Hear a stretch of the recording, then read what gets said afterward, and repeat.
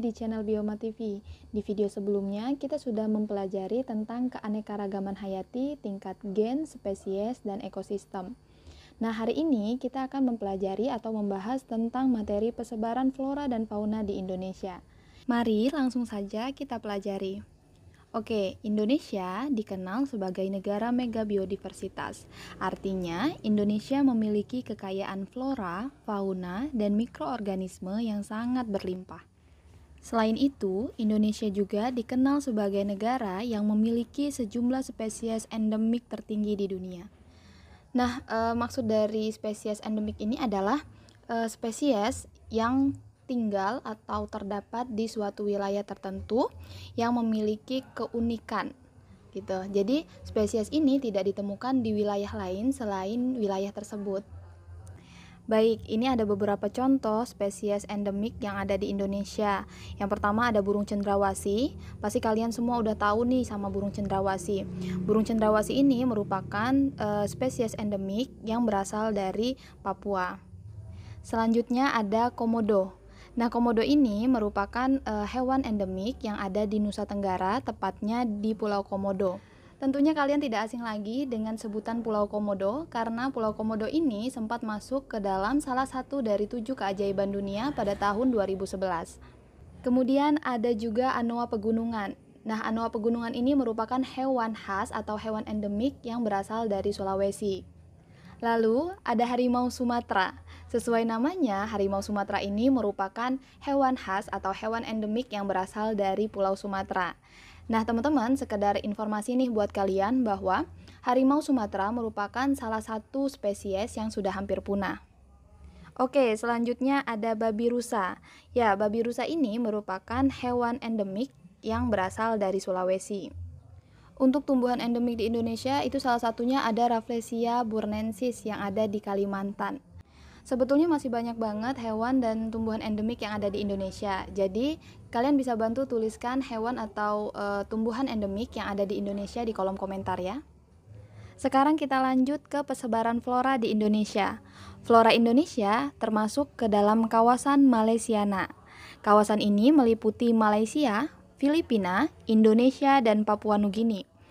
Nah, flora Malaysiana ini terbagi menjadi flora dataran Sunda, flora dataran Sahul, dan flora di daerah tengah atau Wallace yang sangat khas dan endemik. Wilayah dataran Sunda ini meliputi daerah-daerah seperti Sumatera, Jawa, Kalimantan, Bali, dan lain sebagainya. Kemudian untuk dataran tengah atau daerah tengah ini termasuk ada Sulawesi dan pulau-pulau di sekitarnya. Lalu untuk dataran Sahul itu termasuk Papua dan pulau-pulau kecil di sekitarnya. Oke, yang pertama akan kita bahas adalah flora yang ada di dataran Sunda terlebih dahulu. Di dataran Sunda ini ada beberapa flora khas seperti pohon kriung. Nah, pohon ini memiliki ukuran yang tinggi dan besar. Tingginya bisa mencapai 50 meter. Yang kedua ada kantong semar. Kalian pasti sering banget dengar nama kantong semar ini kan ya? Nah, kantong semar ini memiliki ciri khas yaitu dapat memakan serangga. Selanjutnya flora yang ada di daerah tengah yaitu pohon leda.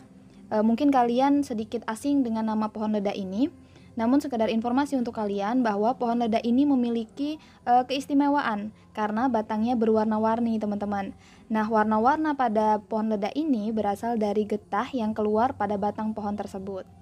Berikutnya, flora di dataran Sahul. Nah, pada dataran Sahul ini terdapat pohon sagu dan pala. Kalau ini kalian sudah tidak asing lagi mendengar namanya ya. Karena pohon sagu ini banyak ditemukan di daerah timur atau tepatnya di Papua dan biasanya dimanfaatkan sebagai makanan pokok oleh masyarakat Papua. Kemudian ada juga pala. Pala ini biasanya dijadikan sebagai bumbu dapur dan juga obat-obatan.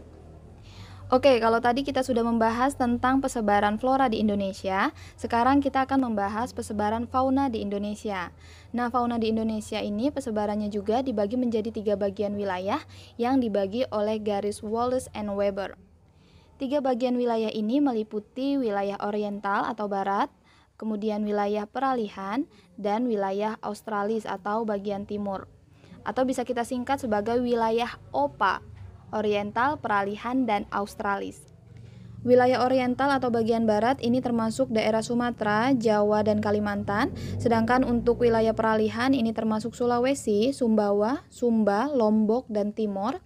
Terakhir untuk wilayah Australis atau Timur ini termasuk Papua dan Maluku serta pulau-pulau kecil di sekitarnya. Baik, sekarang kita coba untuk membahas karakteristik atau ciri-ciri fauna di masing-masing wilayah. Langsung saja ya, karakteristik fauna yang ada di wilayah oriental. Yang pertama, mamalianya berukuran besar seperti gajah, harimau, dan badak. Kemudian banyak ditemukan spesies kera. Selanjutnya, banyak ditemukan spesies ikan air tawar.